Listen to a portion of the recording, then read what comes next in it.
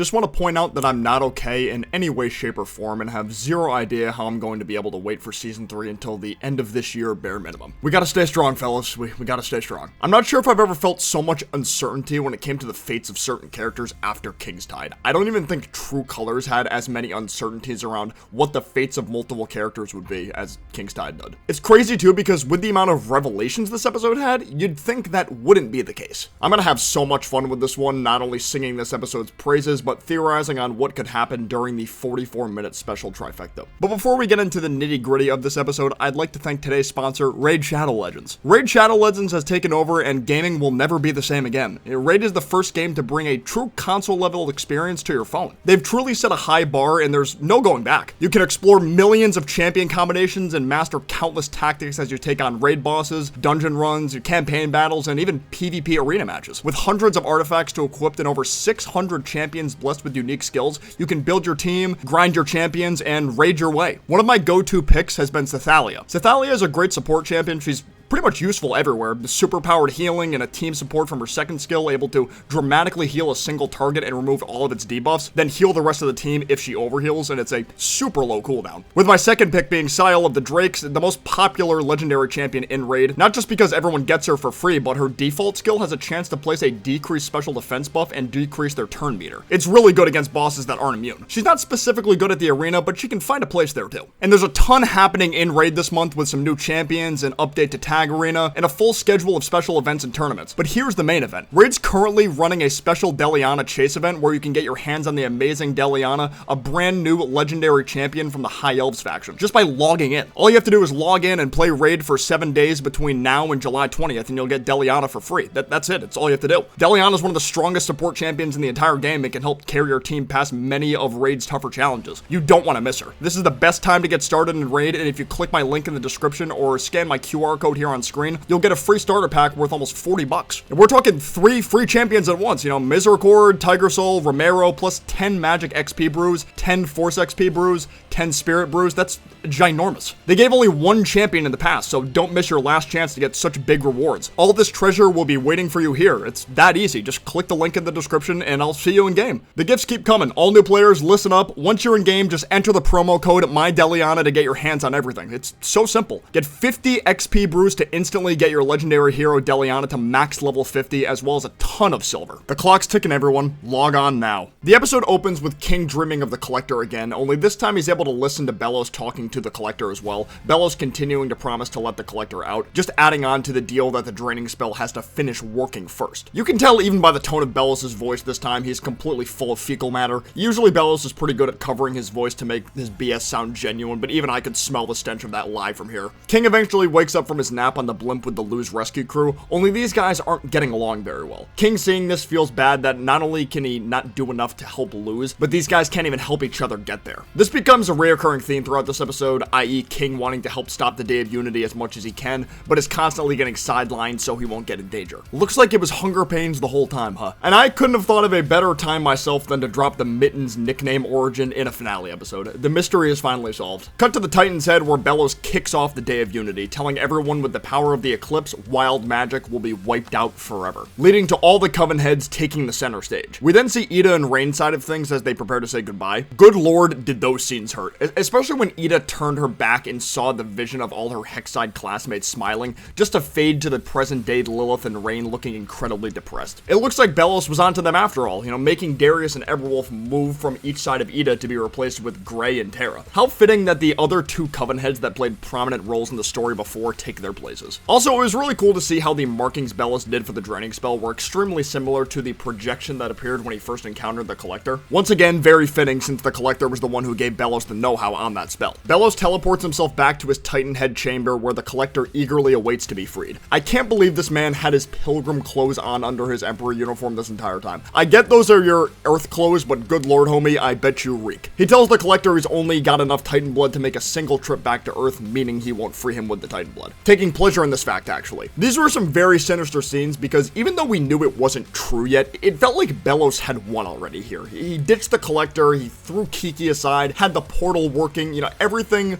that he had hoped for was in the palm of his hands. Not even being phased when Luz came out of the bubble instead of Hunter because he already expected it. And that's how you start a fight right there. Back on the blimp, Hunter and Alador notice their coven sigils start to glow, looking a tad worried, eventually getting ambushed by another blimp knowing who they are. Hunter tries to take it down from the inside but is sent falling to his demise. Thankfully, Willow was there to rescue him. I guess she owed him one after what happened in Clouds on the Horizon. One blimp down meant nothing since 2 more were waiting in secret, sending the ally blimp crashing into the ground. Back at the head, Ida's curse starts to weaken the draining spell, but Terra and Grey don't let that escape their eyes. Ida's disguise is broken, which ensues a fight between all the coven heads. It was so cool seeing all of them in action, even if just for a little. Not gonna lie, I didn't expect the potion coven heads go-to attack to be a stank breath of death, but you know, hey, I'm still happy that we got to see him do some stuff. I can't help but be a little annoyed at how dumb these guys are, though. They're just like Odalia in the sense of being blinded by greed / the thought of having more power. The draining spell commences as originally planned, with the real Rain being substituted in for Ida. Cut to Luz and Bellows continuing to fight, Bellows complimenting Luz on how she's able to combine glyphs at such a young age, whereas it took him years since it felt like the Titan didn't want him to have that knowledge. Yeah, no shit he doesn't want you to have it. You're literally trying to wipe out all natural life in this realm. After Bellows is able to get a hold of Luz, he gives her an opportunity to come with him to Earth, saying he genuinely doesn't want another human life destroyed by the Boiling Isles, and I actually believe his sincerity here. I'm pretty sure he said another because he believes his older brother's life was destroyed after he learned to accept the ways of the Isles, which of course we know how that turned out. It's actually crazy how this man believes he's doing the right thing. His racism knows no bounds. Realizing he can't get through to Luz, he decides to just encase her in stone instead. It appears this spell was activated via the glyphs on his arm, which is cool. You know, they glowed when he clenched his fist. Luz, noticing a coven sigil glove in the background, comes up with a quick plan for Bellows to stop her petrification, saying she'll be his guide to modern day human civilization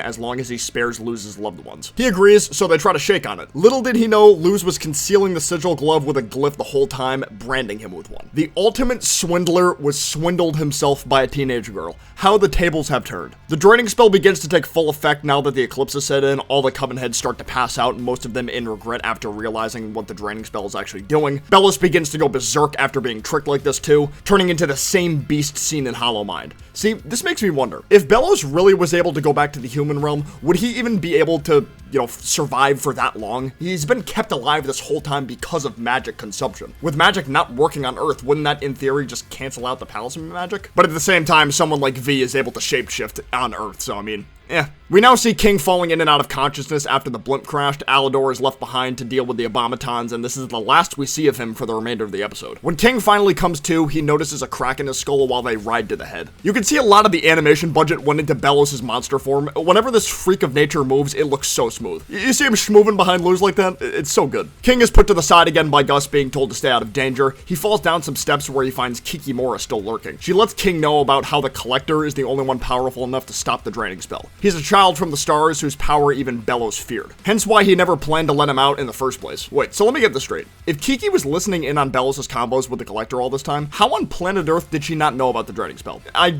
just don't get it. This is what leads to King's opportunity to finally help. The kids continue to fight Monster Bellows with Gus using one of Grey's magic amplifiers to get in his head, showing the memories that led up to the murder of his big brother. This means Gus knows exactly what happened between them. If we're gonna get any kind of details about those events next season, it's going to be through Gus's mouth. The monster confronts Hunter, morphing his face back into regular Bellows in an attempt to manipulate him. He also notices Flapjack and screams Caleb before transforming back into a monster. So this confirms several things. Bellows' brother is named Caleb, and Hunter calling himself that in any sport in the storm wasn't a coincidence. Plus, Flapjack was Caleb's palisman all those years ago because he screamed Caleb after looking at Flapjack. Hence why Flapjack is so drawn to Hunter, with him being a Grimwalker clone of Caleb. This was something a lot of people theorized, and it's cool to see it confirmed here. Jump back to King on his way to the Collector's mirror. The area where the mirror is the same area where all the remains of Caleb's Grimwalkers are being stored. I didn't realize I was watching a horror movie, but so be it. The Collector isn't even able to see King because of the collar he wears, meaning this collar was left behind by King's dad, so the Collector would never be able to find him as long as he wore it. Oh, and King's dad was indeed the one who imprisoned the Collector all those years ago. The Collector confirmed it. All to keep him away from King. Yet another popular theory confirmed, which I myself backed. That's why King is the only one who could properly free him, because a Titan was the one who imprisoned him in the first place. King tells the Collector they'll play a game together called the Owl House.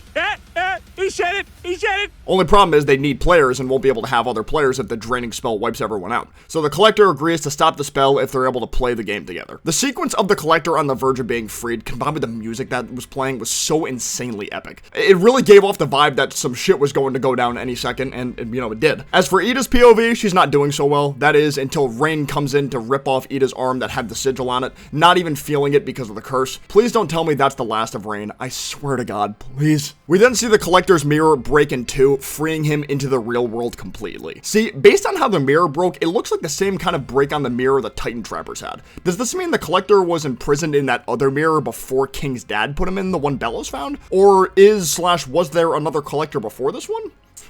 This right here is how you introduce an overpowered badass. Casually stopping Bellows' scythe attack with just his fingertips, then sending him flying across the room at light speed with just one touch. What makes this so scary is he's got the moral compass of an elementary school kid. All that power at the disposal of someone so immature is a super deadly combo. I can see why King's dad didn't want someone like him free roaming. His design though, oh my lord, so fucking good. This might be the most aesthetically pleasing design in the entire show, honestly. The Collector tries to get the other guys to play tag, but King quickly stops his advances, reminding him that he has to stop the draining spell so they can play Owl House. Oh, this guy can just casually move the moon away from the sun while he's on the surface. That's not overpowered at all. So the draining spell is done, meaning there's a good chance Alador, Ida, Rain, etc. are still alive. However, the Collector is quite literally warping reality to create a giant Owl House fortress, which could put the other witches in danger. It really makes me wonder just how on planet Earth King's dad was able to actually seal this kid away. It wasn't directly stated, but maybe the sealing process is what got him killed. The kids make a break for the portal, Hunter in particular noticing all of Bellows' go on the ground. He runs past it with a single droplet of Bellows' remains sliding on his shoulder down his back. See, this scene could have two meanings in my opinion. Either a part of Bellows is following the gang to Earth, which could spell disaster, or this is supposed to be a symbolic scene showing a piece of Bellows sliding off Hunter as a way to subtly tell the audience Bellows is no longer having a hold on Hunter if he is truly dead. But based on the end credits, the first outcome seems the most likely. Luz tries to stay behind with King to make sure Ida is alright, but King doesn't allow this. For once, he wants to be the one making the sacrifice play.